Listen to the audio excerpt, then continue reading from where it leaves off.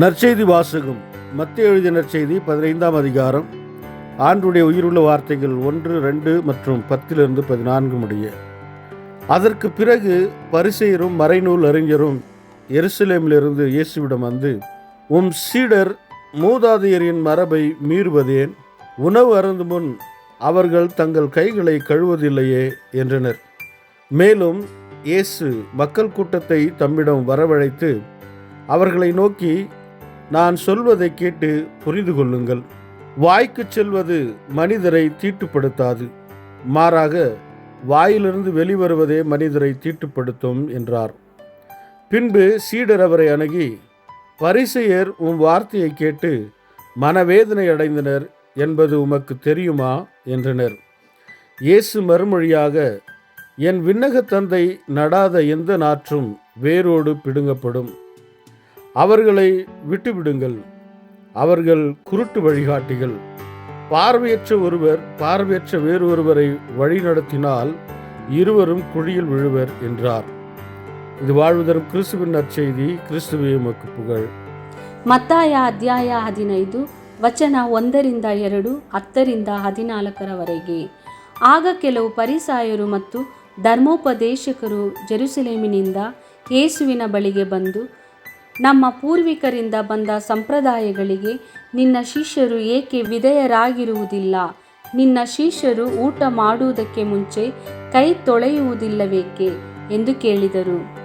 ಯೇಸು ಜನರನ್ನು ತನ್ನ ಬಳಿಗೆ ಕರೆದು, ನಾನು ಹೇಳುವುದನ್ನು ಆಲಿಸಿರಿ ಮತ್ತು ಅರ್ಥ ಮಾಡಿಕೊಳ್ಳಿರಿ. ಒಬ್ಬನು ಕಲುಷಿತನಾಗುವುದು ತನ್ನ ಬಾಯಿಯಿಂದ ತಿನ್ನುವ ಪದಾರ್ಥಗಳಿಂದಲ್ಲ, ಅವನ ಬಾಯಿಯಿಂದ ಬರುವ ಕೆಟ್ಟ ಮಾತುಗಳೇ ಅವನನ್ನು ಕಲುಷಿತಗೊಳಿಸುತ್ತವೆ ಎಂದು ಹೇಳಿದನು.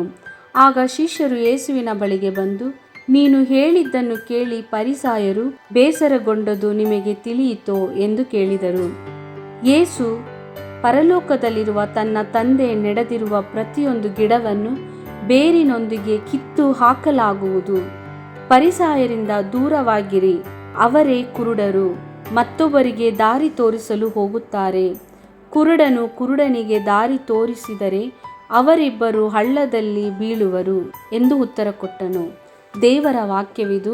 ದೇವರಿಗೆ ಕೃತಜ್ಞತೆ ಸಲ್ಲಲಿ. Gospel according to Matthew chapter 15 verse 1-2, 10-14.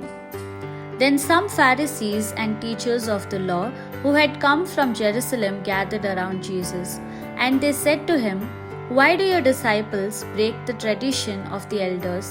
In fact, they do not wash their hands before eating. Jesus then called the people to him and said to them, listen and understand. What enters into the mouth does not make a person unclean, but what comes out of his mouth may defile him.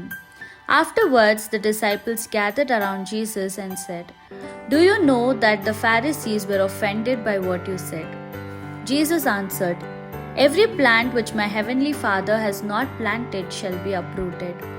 Pay no attention to them. They are blind, leading the blind. When one blind man leads another, both will fall into a pit. The Gospel of the Lord. Praise to you, Lord Jesus Christ.